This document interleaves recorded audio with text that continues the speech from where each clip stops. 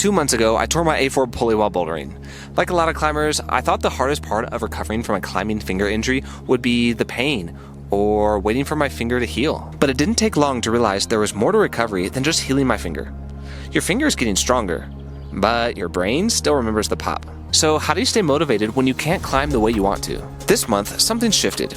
Instead of focusing on everything I couldn't do, I started focusing on everything I still could. That simple shift in perspective ended up changing my climbing in ways I never expected. Before I explain why, here's a quick look at how month 2 unfolded. Week 5, climbed a bunch of boulders from 7A to 7C in Fontainebleau, but only on slopers and draggy crimps. Reintroduced progressive weighted hangs and a half crimp on the hangboard. Week 6, climbed a crimpy 6C boulder outdoors using all 4 fingers. Swelling seemed to reappear, got motivated to keep searching for more new boulders to clean. Week 7, did a half crimp on 10 millimeters. Hot days in the Alpine with the crew helped keep the psyche super high. Week 8, was able to hang with almost 30 kilograms on a 20 millimeter edge. Finally had an aha moment where I felt confident in my finger for the very first time since injury. Looking back, none of the biggest changes this month had anything to do with the strength numbers or how hard I could crimp. They had everything to do with how I started thinking about climbing. 5 years ago, when I tore my A2 pulley, month 2 was by far the most frustrating stage of recovery. With my A4 pulley injury, it's proven to be pretty much exactly the same. After getting your initial diagnosis or just accepting that you are actually injured, you start to go through a phase where you have this weird sense of excitement. Everything feels new, you get really inspired and motivated to sit down and form a plan of how you're going to start doing rehab and go through this recovery process and get to your max red point level. The first few weeks, you start to see a lot of really rapid progress. You're doing different exercises, and there's a lot of new stimulus going on. Eventually, that motivation starts to fade. In month 2, the feelings really started to hit home and feel like everything was kind of plateauing. If you're starting to climb again, it becomes really tempting to start comparing your current climbing status to how you were climbing pre-injury. During the climbing season this spring and winter, I was climbing 8A boulders within anywhere from half an hour to a couple of days and flashing up to 7C boulders. Seeing myself go from that level and that ability down to suffering on 6Bs and 6Cs that had a couple of crimps on them was really difficult to swallow. You're not healthy enough to climb normally again, but you're healthy enough to want to. I found that this sense of impatience coupled with a fear of setbacks really put me in a challenging place mentally. This is where I had to sit down at the start of month 2 and really start to redefine progress. Before, progress was less pain, less swelling, and a stronger finger. Now it's better movement, trusting my finger again and learning to be confident in my abilities, and just enjoying climbing for the good fun it is. This huge mindset shift really allowed me to start discovering what I could do. Instead of hammering the phrase, "I can't crimp," into your head until you go crazy, change the self-dialogue and ask yourself, what climbs suit me right now? If I had only been focusing on steep overhanging climbs with crimpy holds, I was pretty much stuck in a level between 6B to 7A, which is very far off of my max red point level. However, shifting this and starting to open my eyes and search for different climbing styles, I was able to end up climbing pretty hard. I revisited an old sloper traverse project over in Andorra following this beautiful crack seam with slopey handholds.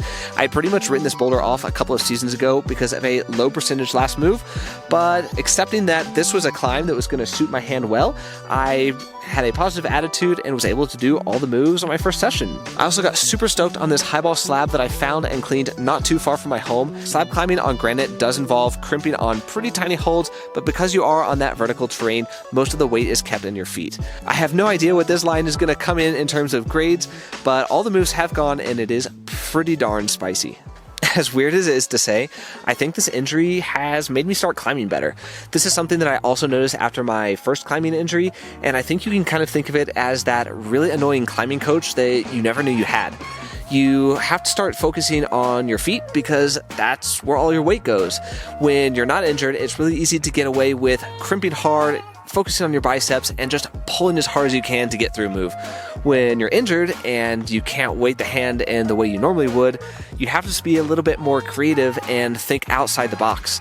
And I think that that's really cool because once again, with this finger injury, I found myself trying to find workaround beta solutions for boulders that normally I wouldn't even think twice about. I would describe myself as being a pretty creative climber when it comes to finding kind of like weird beta hacks and solutions that other people wouldn't think of, but it's also really nice to be forced into a situation where you have to think even further outside of the box, because that's when you really open your mind and start to add tools into your toolbox.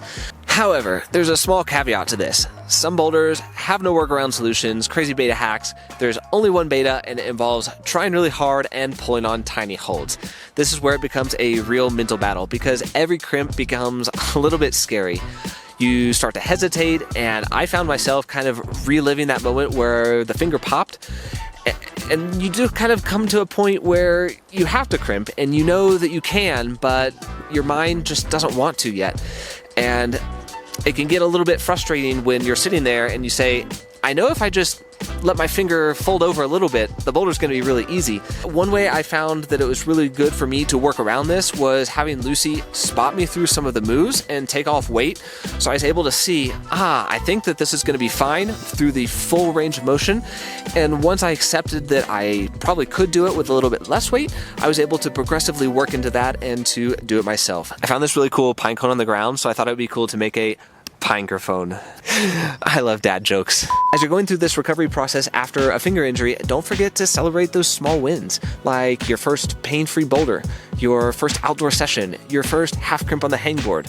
For me, the two biggest things that happened during the month was my very first hang on a 10mm edge.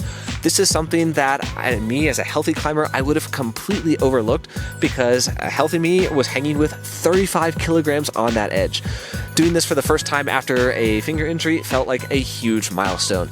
And number two, at the very end of 2 months, I finally found myself grabbing a crimp and saying, oh, I think that there's no pain and I can actually pull on this thing. As more time passes after your finger injury, remember that recovery isn't passive. Instead of taking the I'm waiting for everything to magically get better approach, it's more I'm actively trying to build back to where I was before. For me in month 2, this involved continuing with the rehab exercises I explained in the first video of this series, being really diligent when warming up, making sure that I took all of the time that I needed to make sure that my fingers felt good and ready to start pulling. And I think the number one most beneficial exercise for gaining strength in my finger once again has been progressive weighted dead hangs on the hangboard.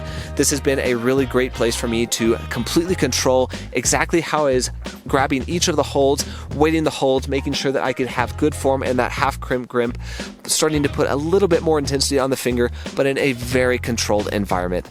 The plan that I followed is pretty much the same to the one that I explained in a video earlier this February, and the plan that I outlined in a guidebook that I actually have linked down below. I adjusted a lot of those numbers because I cannot hang anywhere near to the amount of weight that I would normally hang on a 20mm edge, but the concept has been pretty much the same. Got cold. With this finger injury, trust the process has turned into so much more than learning how to trust my finger again. Healing is something that takes time. It's normal to want to start testing your finger again, but avoid doing it every single climbing session. Nothing's going to change from Tuesday to Wednesday. Give yourself time to rest, heal, and recover. Also, avoid that temptation to just see what happens. If you find yourself on a move that you know you need to crimp on, but you don't think you can do it, err on the side of caution. Trust the long-term plan. I've really noticed over the last 8 weeks that my recovery process has been far from linear. Some climbing sessions, I finish the day and I feel like I'm on top of the world. I feel like I've been pulling hard, really successful, no pain, feeling super strong. And then I'll turn around a couple days later and find myself really suffering, like I can't do anything, and it feels like I'm weeks behind where I was a couple days earlier. I'd be really curious to hear from you guys in the comments if this is something that you've experienced with previous injuries, whether that be a finger injury or some other kind of injury. Something that I've always struggled with as an athlete, even when I was a gymnast, is an intense feeling of being unproductive when I can't train normally. Even during this period where you're forced to take a rest from climbing at your limits, there's so many different ways that you can invest in your climbing to help yourself become better in the future. That might be your structured finger rehab, perhaps mobility work, hangboard training, or even planning future projects. It's also turned out to be a pretty big blessing in disguise because it's forced me to disconnect from that climbing mentality I think a lot of us fall trapped to, and start to put my energies into exploring other passions of mine. For example, filming. I really enjoy getting out here in nature and creating stuff that hopefully resonates with you guys. I've also taken a lot of time with Lucy over the last 8 weeks to get outside in some areas close to our home and go searching for those new lines to brush and prepare for the fall season. We discovered a ton of beautiful boulders that I don't think that I ever would have found if I didn't have extra time on my hands. If you aren't injured while you're watching this video, I definitely encourage you to think about some hobbies you do have outside of climbing and what you might do if you are in a situation like me. One of my mottos over the last month has really been appreciating climbing beyond the grade. And this is something that I have improved on so much when comparing myself to 5 years ago. I think it's completely normal to want to hold yourself to a certain standard and climb certain numbers. But if you're only focusing on sending your projects, or in my case, doing a V11 in a session, then I would have been a pretty unhappy climber the last couple of months. Instead, it's been more about focusing on finding the beta, appreciating having a group of friends that I can go and enjoy climbing with. And I think ironically, even though if I were to look at the numbers or my 8A.news scorecard, this is probably one of my weakest climbing months in years, but it's also been a month that I've really enjoyed. It's just been so satisfying, like I mentioned before, exploring these new places and getting out in new areas, and it's just been so gratifying, and I feel really grateful that I've been able to do that and do that with friends. I'm still nowhere near climbing at my limit, but for the first time since the finger injury, I feel like I can honestly say that I feel like I'm not missing out anymore. I feel like I'm moving in the right direction, and I have a sense of excitement about what's going to happen next. Looking back on the last 2 months, I'm not grateful that I got injured, but I'm grateful for the perspective it's given me. It's reminded me that progress isn't always about climbing harder. Sometimes it's about learning to enjoy the process, adapting to what's in front of you, and appreciating the climbing you can do.